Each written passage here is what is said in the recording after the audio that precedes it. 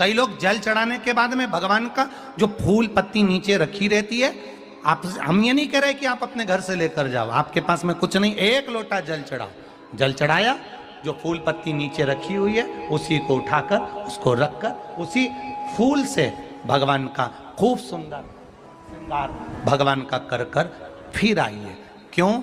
शिव का जब हम श्रृंगार कर कर आते हैं, माता पार्वती जी ने देव अधिदेव महादेव का श्रृंगार किया है, राम जी माता सीता का श्रृंगार करते हैं, भगवान कृष्ण राधा जी का श्रृंगार करते हैं।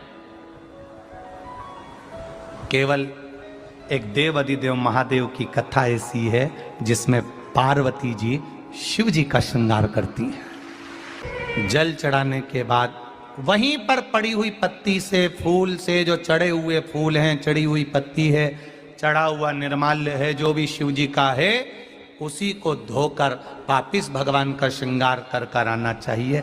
किस लिए? कि हे भोलेनाथ, जब मैं इस संसार सागर से जाऊं, अखंड सुहाग लेकर पूरी श्रृंगार कर कर इस धाम से जाऊं, ऐसी कृपा बना। जो पढ़ाओ, जो पढ़ाओ, चंदन नहीं है, हाथ से चंदन का स्मरण होना चाहिए। नहीं है हमारे पास लगाने को रोली, मौली, चंदन, जो भी आपके पास में, अबीर, गुलाल नहीं, अपने मन का गुलाल लगाइए, अपने मन का हृदय से। एक बात अपनी जिंदगी में उतार कर रखो, शंकर भगवान को घी का दिया भी लगाओ तो तुम्हारे घर में जो असली घी हो, थोड़ा सा भले एक पत्ती लगाओ, भले इतनी सी बत्ती जलाओ, पर असली घी की जलाओ। शिव जी को अगर चंदन भी लगा रहे हो तो असली लगाओ। शंकर भगवान को चावल भी चढ़ा रहे हो तो असली चढ़ाओ।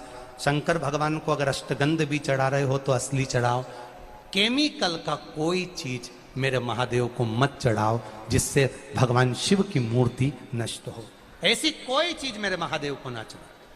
अगर शंकर भगवान के साथ आप होली खेल रहे हो तो चंदन का पानी शंकर भगवान को चढ़ाइए, अष्टगंध का जल भगवान शिव को चढ़ाइए। 25 साल हो गए, 20 साल हो गए, 30 साल हो गए, संतान नहीं, तो पहले जल से अभिषेक कराना, अभिषेक कराकर उस जल का आचमन करने के बाद हाथ को खासा करना, धोना, उसके बाद में फिर वापिस बाबा का स्नान कराओ, फिर चंदन का लेपन कराओ, फिर एक लोटा जल चढ़ाकर बाबा का स्नान कराओ। बाबा का बड़ा सुंदर भाव से लाल चंदन से जो अभिषेक करता है, बाबा को लेपन कर कर फिर जल चढ़ समर्पित करता है, निश्चित है उसकी गोदी मेरा देव अधिदेव महादेव जरूर भरता है, ये निश्चितता है। हम तो बेटियों से भी कहते हैं, जिसका विवाह नहीं हो रहा हो, 25 साल, 30 साल, 27 साल, 28 साल, 32 साल, 40 साल हो गए हो, नहीं हो रहा हो बेटा बेटी का विवाह, उसे लाल चंदन का प्रयोग अशोक सुंदरी वाली जगह पर 7 बिंदी लाल चंदन की लगाकर 7 बेलपत्र 7 बिंदी पर रखिए और महाराज अपनी कामना कर कर भगवान से आइए, बाबा देगा, करेगा, 3-4 महीने में विवाह पक्का करेगा। ये लाल चंदन की महत्वता है शिव तत्व। रोग बढ़ गया, बेलपत्री के वृक्ष के नीचे दीप लगाना प्रारंभ करो, बाबा से विनती कर कर घी का दिया लगाइए बेलपत्र वृक्ष के नीचे, बाबा से निवेदन करें, रोग निवारण।